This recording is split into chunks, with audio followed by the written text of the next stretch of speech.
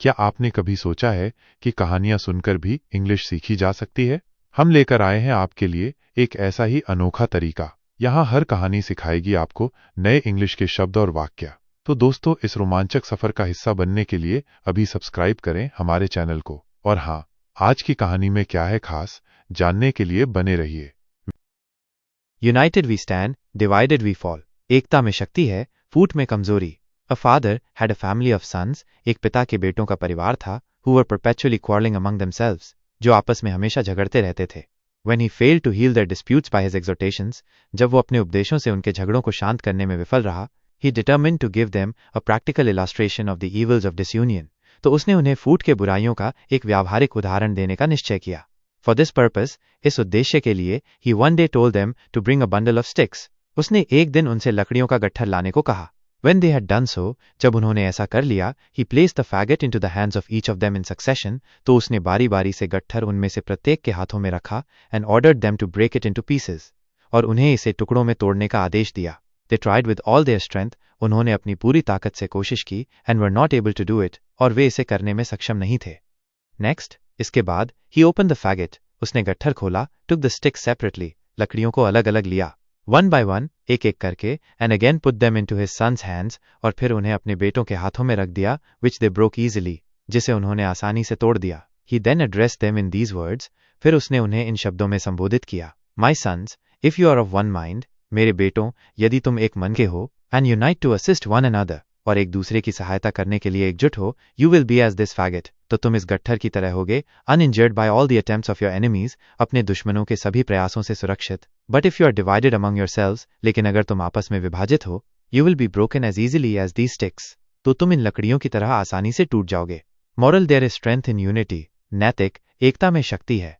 पाठ में आए महत्वपूर्ण अंग्रेजी शब्दों के अर्थ: फादर, पिता; फैमिली, परिवार; सन्स, बेटे; परपेचुअली, हमेशा; क्वारलिंग, झगड़ना; अमंग देमसेल्व्स, आपस में; फेल्ड, विफल रहा; हील, शांत करना; डिस्प्यूट्स, झगड़े; एग्जॉर्टेशंस, उपदेश; डिटरमिन्ड, निश्चय किया; गिव, देना; प्रैक्टिकल इलस्ट्रेशन, व्यावहारिक उदाहरण; ईविल्स, बुराइयां; डिसयूनियन, फूट, पर्पस, उद्देश्य; वन डे, एक दिन; टोल्ड देम, उनसे कहा; ब्रिंग, लाना; बंडल ऑफ स्टिक्स, लकड़ियों का गट्ठर; डन सो, ऐसा कर लिया; प्लेस्ड, रखा; फैगट, गट्ठर; हैंड्स, हाथ; ईच ऑफ देम, उनमें से प्रत्येक; इन सक्सेशन, बारी बारी से; ऑर्डर्ड, आदेश दिया; ब्रेक, तोड़ना; इनटू पीसेस, टुकड़ों में; ट्राइड, कोशिश की; ऑल देयर स्ट्रेंथ,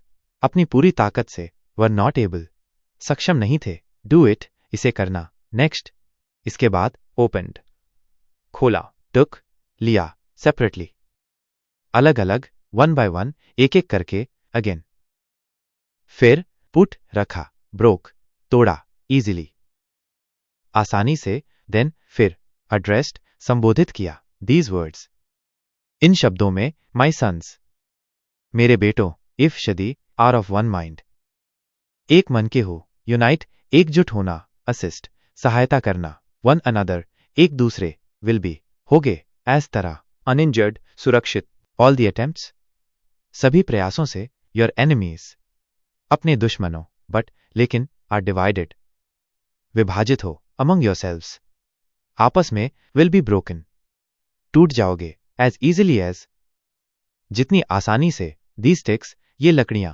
मॉरल, नैतिक; देयर इज स्ट्रेंथ, शक्ति है। प्यारे दोस्तों, आज की कहानी में सबसे अच्छा पार्ट आपको कौन सा लगा, हमें कमेंट में जरूर बताना। और हाँ, अगर आप चाहते हैं कि ऐसी ही कहानियां आपके इंग्लिश सीखने के सफर को आसान बनाती रहें, तो बिना भूले सत्य इंग्लिश एकेडमी को सब्सक्राइब कर लीजिए। आपका प्यार और सपोर्ट ही हमारी ताकत है। जल्द ही मिलते हैं। जय हिंद।